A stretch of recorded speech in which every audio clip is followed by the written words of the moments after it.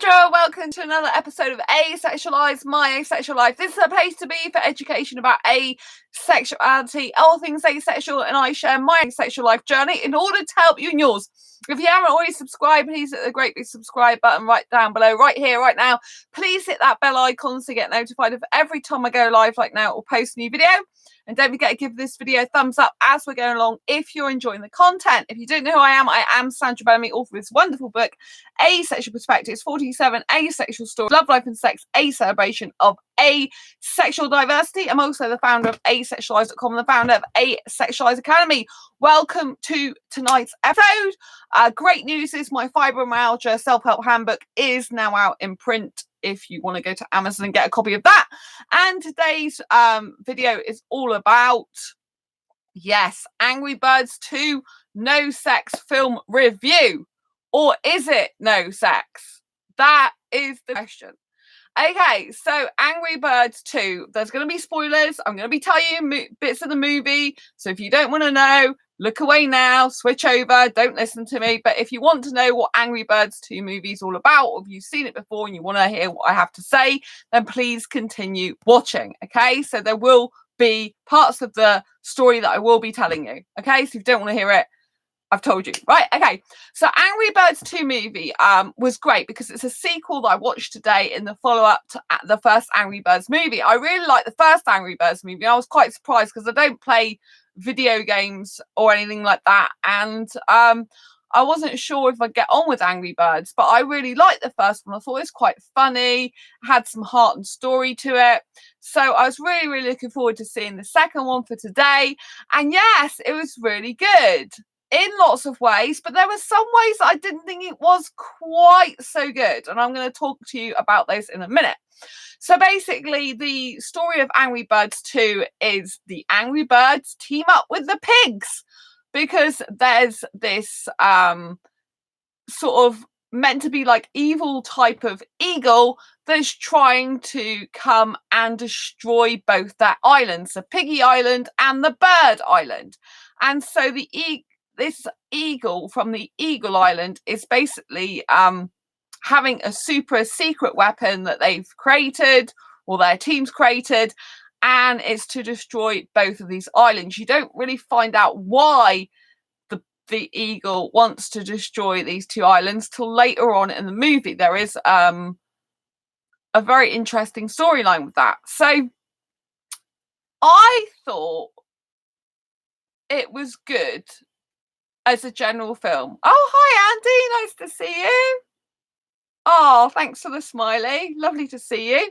So I thought Angry Birds was good in some ways, but not so good in others. So if I'm honest, I didn't think it was very good for kids, right? It's a kids movie, and there was a kid near me with her mum, and she was bored out of her brain as far as I could tell. She kept getting off the seat, fidgeting, chucking Pringles everywhere, playing with a Pringle pot that was like empty nearly, and bang, bang, bang, you could hear tins. And I couldn't blame her really, because a 3-year-old watching that wouldn't have got a lot of the concepts which were very, very adult, you know, very adult, I thought. And I'm like, how is a kid who's like under 5 or even under 10 supposed to really understand a lot of the concept? I think from 8 years upwards, it's probably all right. But do you know what I mean? I was like, why are they doing movies with such adult kind of content? So some of the story was based on dating and mating, you know, and it's like, and they're talking about where babies come from. I'm like, how's a 3-year-old this near me supposed to understand stuff like that? And do they really care at the end of the day?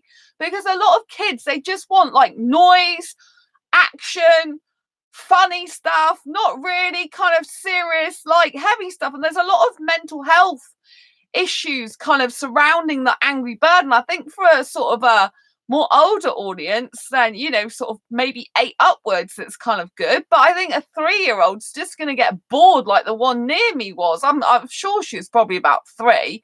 Very, very young, you know, and there wasn't much laughter. And now I usually laugh a lot in kids' movies. I really do. I'm usually laughing more than all the kids. But this particular film, I didn't actually laugh that much in, which to me was a bit of a letdown in the sense of, you know, I normally laugh a lot. So I'd say the film's good, but I wouldn't say it was one of those amazing, awesome films that you have to see. I think it's nice to see it because I saw the first movie. I thought it was good, but I didn't think it was the best film I'd ever seen. And there was a lot of, like I said, adult stuff going on. I mean, the dating stuff, it's like, you know, dating and mating, you know, and there was a lot of sexual connotation type of stuff going on in a really young film. And I was thinking, you know, this isn't very appropriate. And why is everything got to be centered around sex? So although I call this a no sex movie in terms of there's no sex actually going on in it, you don't actually see mating, you don't, obviously it's animation, you can't see any naked bodies.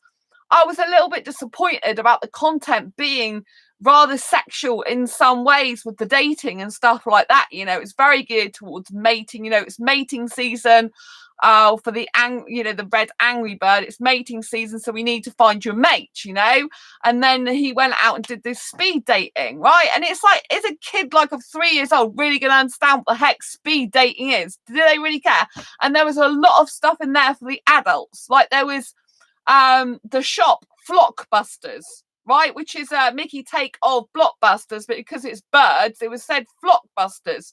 So the kid's mum, she was laughing, but the kid wasn't. And the music they played was admittedly in the narrative from the 90s.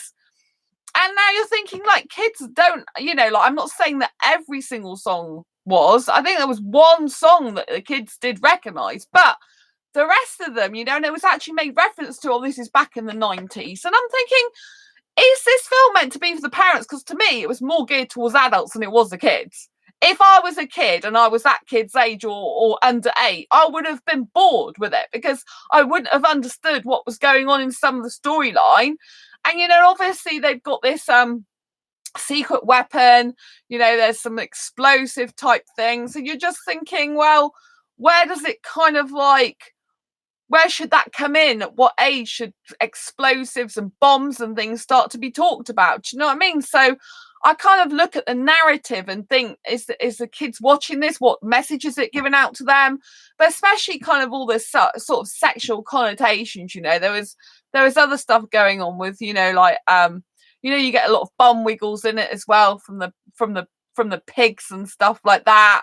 Then they wear this lycra stuff and, you know, it's kind of like very, especially with the dating, there was a lot of kind of, I thought, some sexual connotations going on with it. I'm thinking, why do they have to bring this in?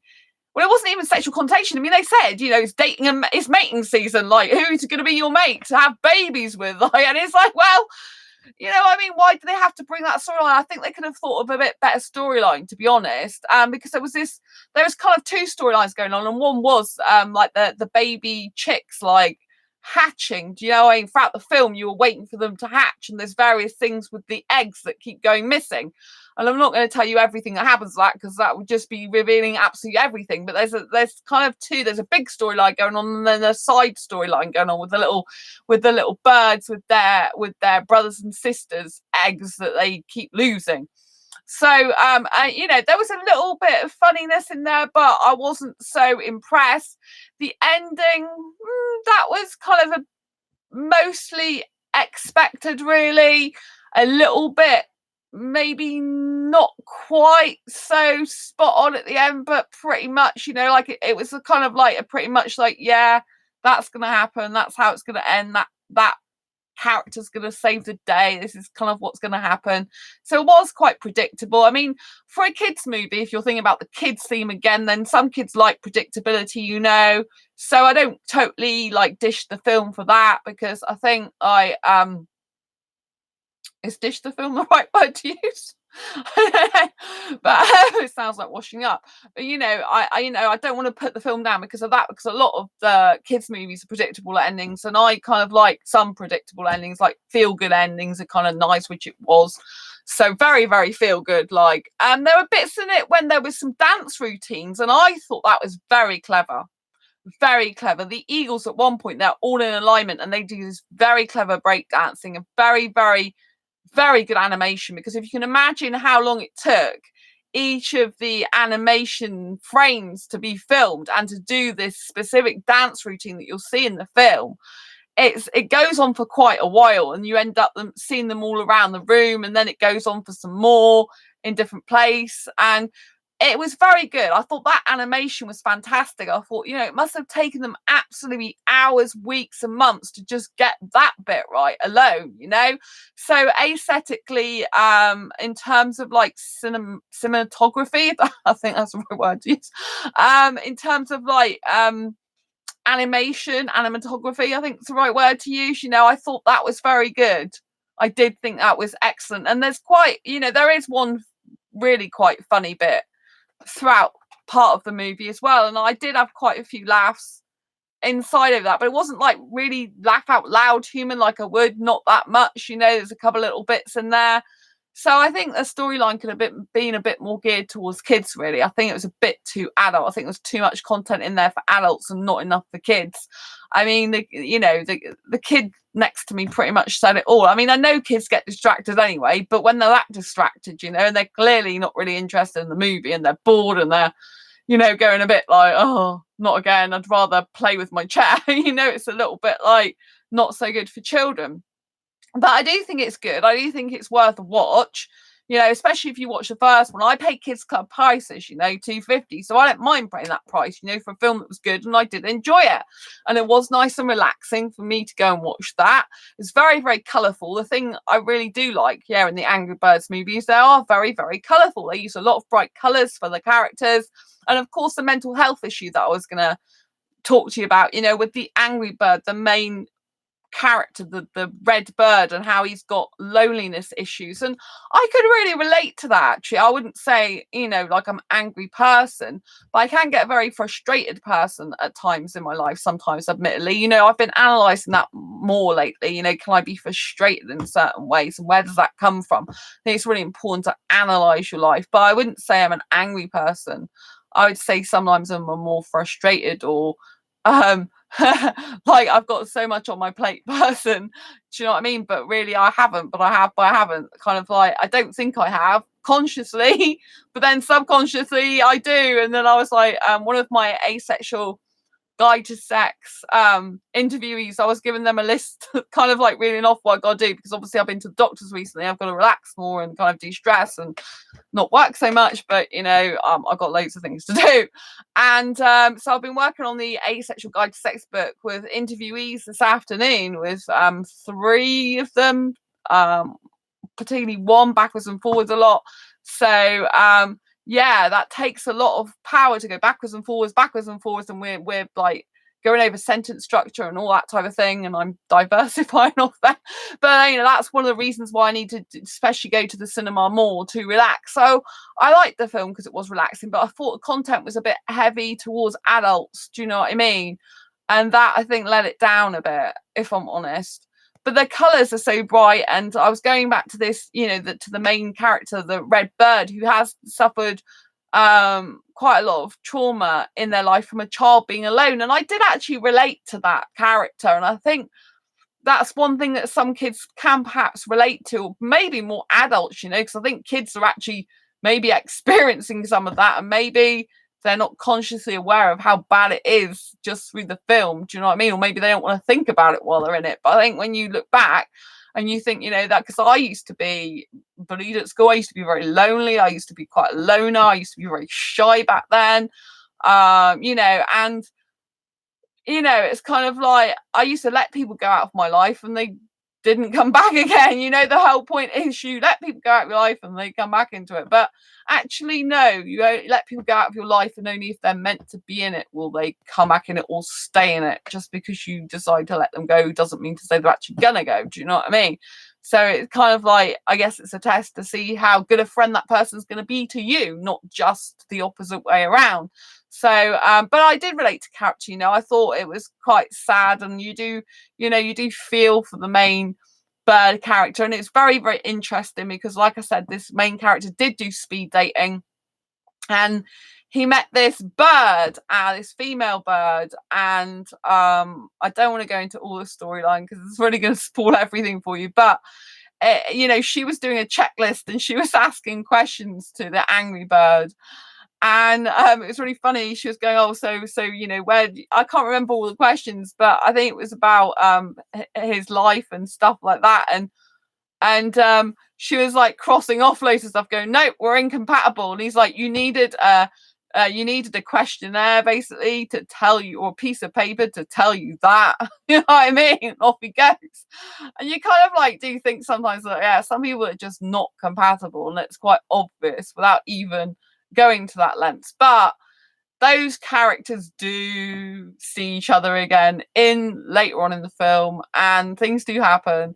So yeah, I don't know where to say much, but obviously I've told you it's spoilers. But yeah, can we say the angry bird in the main angry bird does change somewhat? And yeah, it's a very good film in that way, because the angry bird, I guess, does have people love them in the film, and it's whether can he still get them to love him. But getting's the whole point, is it? You shouldn't have to get someone to love you. So thanks for the thumbs up. So I can't read in a foreign language, so all I can see is pano, so I don't know what that means. I don't want to guess, but thank you for tuning in. 99 Gamer, I know you've got a name before that, but I'll call you 99 Gamer. Nice to see you. So yeah, it's a good film to watch. I would go and recommend it. I wouldn't have paid full price to see it, I don't think. I mean, I might have done, but now looking back on it, I'm glad I didn't, because I don't think it's one of those movies where you need to pay full price for it, if you know what I mean. It'll probably come out on a disc at some point. But yeah, I enjoyed watching it. I thought it was good for me. I found it quite relaxing, and overall I'd say it's a good film to watch if you are obviously asexual watching this channel, which most people are. There is some sexual connotations in it, so and some, like, it's mating season, let's date and mate and have babies, so there is that element to it.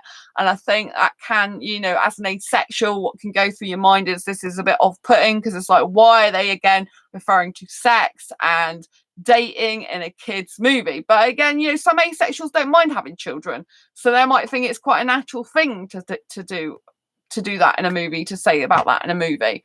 I personally just think it's not necessary. But I guess to the storyline, there was a lot of it was to do with dating. But it's really interesting, because I went into a shop today because I started doing some Christmas shopping. Well, I've done a little bit already, and I went and saw there's a Mr. Men little Miss book. So it was a Little Miss, I believe it was Little Miss Shy Goes Online Dating. And I'm like, wow, because I've still got a lot of Mr. Men and Little Miss books. I still collect them. They're for basically 3 to 5 year olds. I haven't read any for ages, but I like writing non-fiction books, and I also like writing children's picture books for 3 to 5 years. But I haven't had anything published in 3 to 5 years yet, even though I've got a story that's finished and good to go. To publish it myself would cost a lot of money, because it's very, very illustration heavy. It's something I might still do in the future, but I've sent it off to some publishers, but it's very hard to get translated into foreign rights. Andy, I like Mr. Men books. Oh, cool. I should grab some, shouldn't I, and show you quickly. Hang on a minute. This is some of my collection. Little Miss and Mr. Men. Look. That's Mr. Noisy. This is Little Miss Fickle. I've ended up grabbing lots of the Little Misses instead. Little Miss Busy. Little Miss Sunshine. Brings back happy memories. Oh yeah, when I got Mr. Happy. Finds a hobby. But you see, whenever I had tummy ache, I used to read these. I should read them today, actually, because with the antibiotics, they've given me tummy pain. Some tummy pain. So, Little Miss Tiny. Woo! Mr. Men Sports Day. I haven't read these for ages. Little Miss Splendid and the Princess. I like this one because I like being a princess. So it's really cool. Yeah. It's really, really nice cover, isn't it? Glitter on the cover. So yeah, I can believe it. I think it was Little Miss Shy Goes Online Dating. And I'm like, wow, these are for like 3 to 5 year olds, and they're already talking about online dating. Do you know what I mean? So it's kind of like, are kids really kids anymore? I think that's a big question we need to ask in society. Are kids really kids anymore? Because it's like, where's their childhood going? Where's the innocence? Where's the sweet innocence where they don't need to be validated through a relationship, where they don't need someone to be happy with themselves, where they don't actually need a partner? Do you know what I mean? I think 3 to 5 is a bit young. But like I was saying on a recent video, you know, when I watched this advert, I think it was on the internet, it's for like two girls that are all dressed up and had loads of makeup all over, and we're going to talk about boys, and we're going to talk about boys, and guess what, we're talking about boys, and it's like they only looked, I don't know, about 5 or 6. It's like, do you know what I mean? It's like, where's the innocence in childhood? It's like, I love my life now. I am more able to live as a kid than I was ever before, and it's great. I love it. But obviously I do work hard, because I wouldn't be kind of like having a lot on my plate if I didn't. Do you know what I mean? So it's not like I just play it all the time, but I think my life's kind of one big party from beginning to end, even though I do stuff. But I mean, I love writing books, you know. I love it, so I feel peaceful with it, but it is still like a lot of work for me to do. It requires a lot of time. It's something I enjoy, but just because you enjoy it doesn't mean to say it's not time consuming. And I've got a lot of other things I've got to sort out and do. You know, it's building up and building up, which reminds me, Andy, well, I've still got it in my diary. I've got to finish the course for you. I've still got that. It's just I've got some government things to sort out in the next paperwork to do in the next couple of days that has to be in, if you know what I mean. So to do with self-employment stuff. So yeah, I've got to get that sorted, and I had to work on the Asexual Guide to Sex book for the last couple of days, because I promised people I get back to them at certain times and days, and you know, if you're doing a book, you have to make sure that if you've left it a while because they're giving you time, then you get back to them. So I kind of have to like juggle things at the moment. Like one of my interviewees, who's amazing, very, very supportive, they write me these little emails going, and breathe, because they know I'm just doing so much all the time. They go, look after yourself and breathe. And like today was like, don't forget to have some playtime, work hard and play hard. And I think that's an important message as well. You know, in your life, you should be going out to the cinema. You should be going doing kids stuff. You should be going do things, stuff and relaxing. You know, the doctors pretty much told me I need to de-stress and I need to go and have fun and relax and not work so much, basically. But I've got so much to do. I can't really not but do work, but I can go out a little bit more, I think. Maybe I've went out today, but you know, it's like, you know, stuff's got to be done. No one's going to do it for you. But having said that, I do need to, you know, I've done a lot today. I've done enough for today, really. Building some fun somewhere. Exactly, Andy. It's really important to nourish your inner child. And it's like I was talking today to someone on ASAP. It's like, I like a teenager style relationship. You know, I love it when it's the sweet and innocence. You know, like I was saying in this Angry Bird movie, right? There's sexual connotations, there's dating, mating, and all that stuff. Then I'm going to see little, you know, I go and find in a store that is a Little Miss Childline dating. And I'm just like thinking, what about self-worth in and of your own right, rather than having to have a mate and stuff? Do you know what I mean?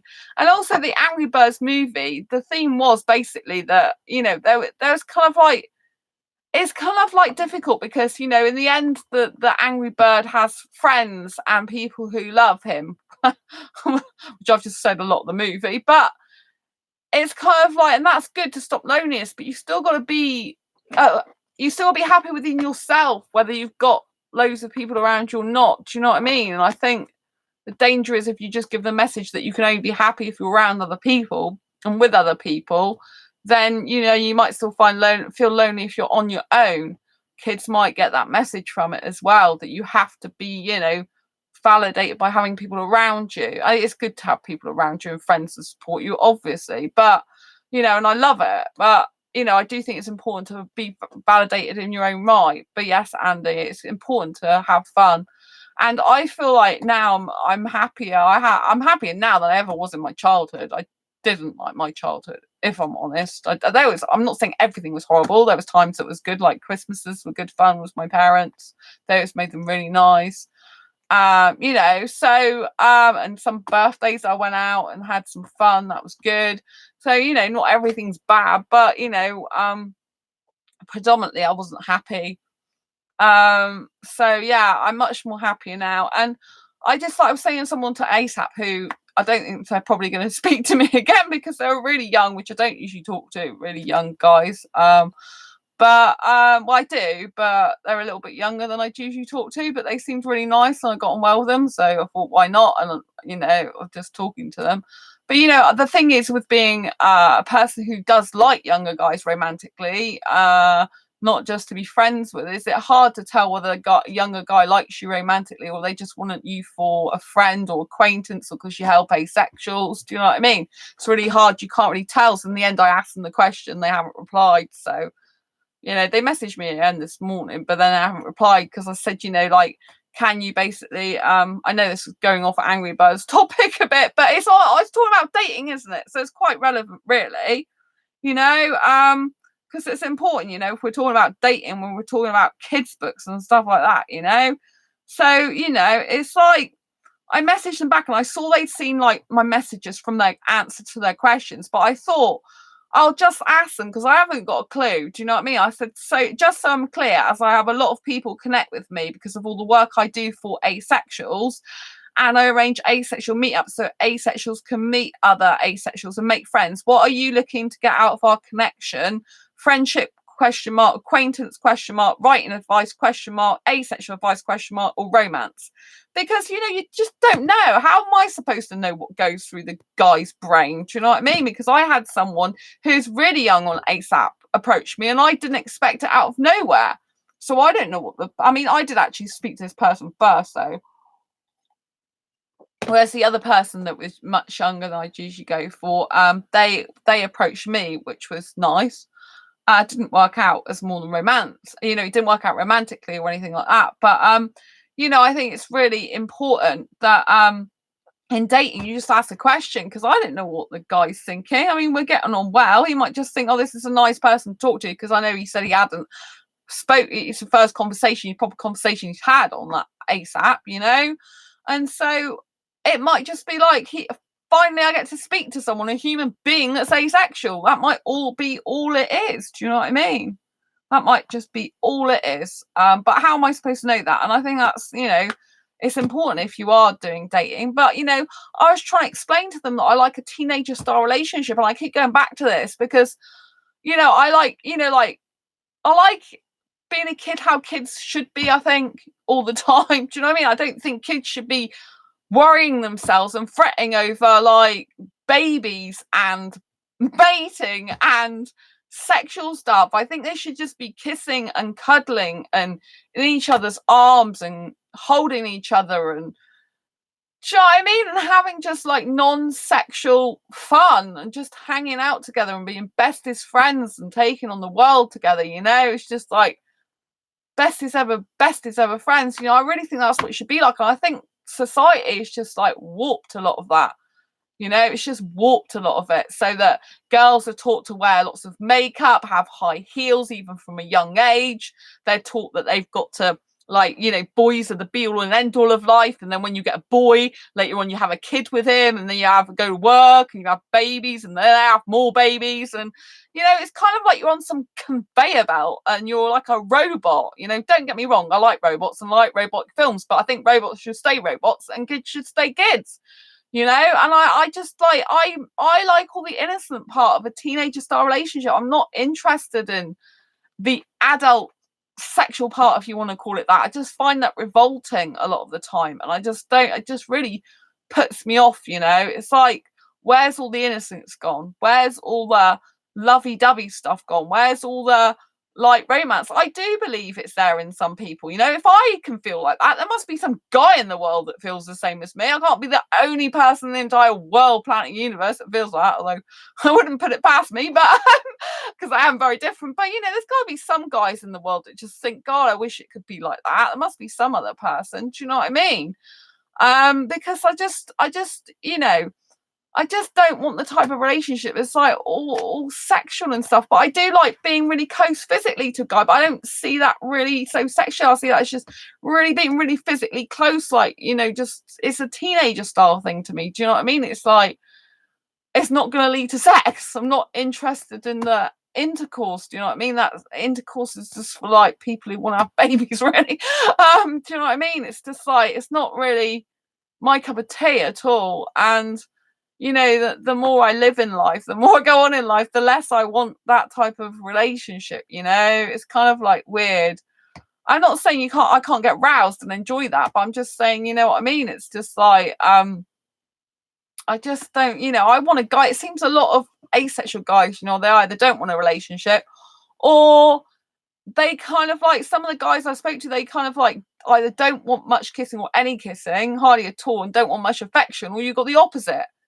A guy wants clothes off and other stuff, and it's like, there must be a happy medium somewhere. It must be like, where does a teenager fit into this, you know? Because obviously a teenager, as in a teenager style relationship, they're past the stage of just a little bit peck on the cheek.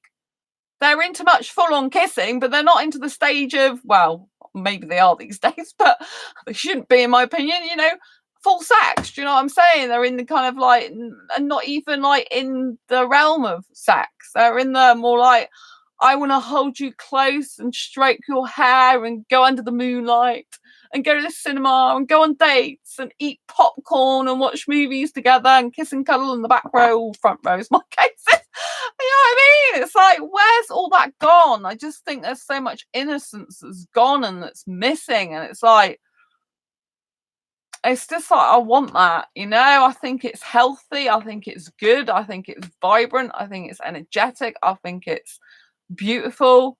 I think it's less seedy, less disgusting, and it's far more beautiful type of love and friendship, you know.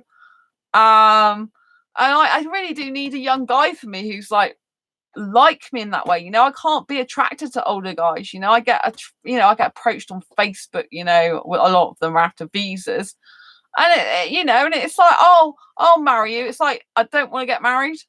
Do you know what I mean?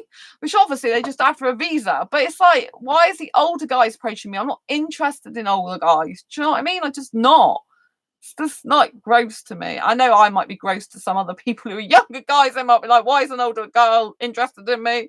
Do you know what I mean? And I get them because I get grossed out by older guys. But in my realm, to me, I don't know why, but obviously I do know why, because I'm an asexual cougar, not sexual cougar. To me, an older woman with a younger guy makes far more sense. I'm more comfortable with it overall than an older guy with a younger woman. Having said that, one of my asexual friends who's older, they've got a much younger partner. They're very good together, but he is quite young for his age. I have to give him credit for that. And they are, I would say, kind of an exception in my eyes, as a sense that I think that theirs is a very healthy love, very pure love, because I know him well in terms of how he feels for his girl. And, you know, I would say it's a very, very beautiful love, even though he's much older than her. I would say, you know, there are exceptions to the rule. And, you know, it's nice because it's asexual love. Like he says, it's the purest form of love you can get, in his opinion, and in my opinion too, you know. And I just think that, you know, it shouldn't be about sex and stuff like that. And I just think it's sad when you see kids movies and they, you know, they've got all this sexual connotation, like really, like, you know, like all the sort of like, some of the dance moves are very like kind of like animated, like where the genital areas or the sexual areas would usually be, that's kind of shoved in your face a bit. And I'm like just thinking, well, yeah, okay, that's enough now, you know. I don't need to see that. I'm come to watch a kids movie. Do you know what I mean? And I know some bum scenes can be quite funny. Do you know what I mean? Like sticking your bum out can be quite funny in some ways, but it's just when they team it up with sexual stuff or, you know, dating stuff and relationships, it just seems a bit like it's too sexual. So anyway, yeah, I still think the film you should go and see if you like that type of thing. I don't know if you've ever seen the film A Cinderella Story. It is my very, very favorite. Well, not my very, but probably one of my very favorite teenager movies ever. And it's a modern day Cinderella story. And it's just like, I love the type of relationship that she gets in the end with the guy she wants. I just think it's really, really nice. You know, he puts her first. He's like, I'll sod this. I'm going to be with her. Do you know what I mean? And it's really good. I really love it, you know, and it's really sweet when they're outside and they go to a dance and they're outside and they're kissing under moonlight. It's so romantic and sweet. You know what I mean? It's really beautiful. I'm like, that's the type of relationship I want, but in real life. You know what I mean? It's like, if I'm romantic with myself, I'm sure there must be another guy that's really romantic. Do you know what I mean? Out there for me, there must be. Do you know what I mean? Because it can't just be me that's romantic. But a lot of the time, sexuals obviously intertwine romance with sex. That's what they do. And then a lot of the asexual guys, I find, they're not that romantic, not as passionately kissing romantic as I am, and they don't need all the holding hands and cuddling all the time like I need in a relationship. And so it's kind of like I'm either stuck with a sexual that I don't want to be with because I don't want the sex or to do sexual stuff like they want, or I don't get the affection I want. But I believe there's someone for everyone, and I won't settle for second best. And I can't be in a relationship with someone who isn't really, really sexual. Isn't really, really affectionate, not sexual, but affectionate. I need someone who's really affectionate. You know, wants to hold hands in public all the time, wants to kiss, wants to cuddle, wants me in his arms while waiting for a theme park ride, wants to go around looking at the animals. Because I used to be. I mean, I don't like talking about my ex, right? Because I just end up talking about him a lot, but. You know, when we used to go around to zoos together, a lot of the time we'd be kissing around zoos. We wouldn't be just pinned to the animals. So I'm used to that type of relationship, even though he was not good in lots of ways. I'm used to that type of thing, you know, holding hands, kissing, cuddling, especially like in cinema, in, like I said, in zoos and stuff. You know, we go around the animals and we just snogging at the same time. It's just like what I'm used to, and I don't think I should accept second best in that way. You know, something I'm used to, something I like, something I enjoy. There's no reason for me not to have that. I mean, it's a shame that there's not more asexual guys that are really, really passionately romantic like that. Do you know what I mean? I find that as well. I mean, even in my own dating groups, I mean, I love my dating groups to bits. I love the people in them. But even some of the people in the dating groups, they're writing stuff like, oh, dating, what's that? And I'm like, well, you're in a dating group. It's kind of like, if you're not interested in dating, why the heck are you in a dating group? What's the point? Do you know what I mean? But a lot of asexuals are on dating sites and stuff. And that's why I think some of the problem is for people who are looking for a serious committed relationship is it's very hard to find one, because a lot of them aren't looking for a serious committed relationship. They're just not. And so that narrows the pool down more. You know, it's like when I'm on ASAP, I try to look for people who are literally the majority of the time, who are looking for a serious relationship, because at least you've got some sort of chance. But I mean, most of them in my case are abroad anyway, which not unless they can move over there of their own accord. That's no good. Trying to find someone in the UK is very difficult for me. But like I said, I believe everything happens for a reason. I think, you know, part of my destiny may be in London, even if I do just more stuff up there in the future. So you never know. I think I might meet someone in London one day. There's loads more opportunities up there. There's lots of business guys up there. But it would be sod's law if I moved away and the guy of my dreams would be in Exeter, wouldn't it? So I'm going to keep looking, because I'm going to go back to my club, because there's a club I go to, which is a lot of younger guys in there. And if there's going to be a younger guy anywhere that I'll meet going out somewhere, it's likely to be there, really, because I don't, you know, that's where all the young guys hang out, foreign and non-foreign. So and the dancing's good for me, it's healthy, isn't it? So that's good. But yeah, I just want to reflect with you really as to why they're putting more and more dating stuff in kids, really young kids. I mean, picture books for 3 to 5 like this, why are they doing that? Is it really necessary? Do kids really date at 3 to 5 years old? Do you know what I mean? It's like, are these books really for kids anymore, the modern ones, or are they really for the adults? That's what I would ask the question. Anyway, I'm going to end my review tonight. Thank you so much, Andy. Love you always as my friend, amazing friend. Love you always, whoever else has been watching all the way through this video. Thank you so much for joining me, Andy. Really appreciate you being here. Thank you so much to everyone who's been watching. Don't forget, if you haven't already subscribed, to hit the great big subscribe button down below. Please hit that bell icon to get notified of every time I go live like now I post a new video. Don't forget, thumbs up please, and share this video if you think someone needs to hear this. And until next time, embrace your quirky and each other's, and I'll see you on the next video or live stream. Take care and have a beautiful day wherever you are. Lots of love.